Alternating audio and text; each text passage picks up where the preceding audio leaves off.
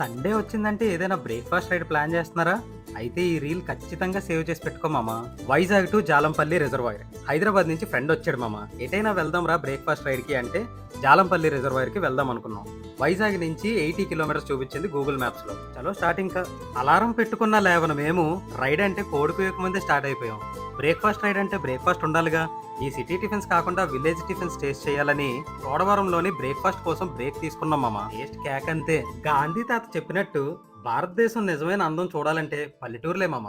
ఈ చల్లని వాతావరణం, అలాగే ఈ పచ్చని పొలాల మధ్యలో కింద మీద పడి ఆఫ్ రోడింగ్ చేసుకుంటూ జాలంపల్లి రిజర్వాయర్ రీచ్ అయిపోయాం మామ. అబ్బాబ్బాబ్బా! ఏముంది మామ లొకేషన్.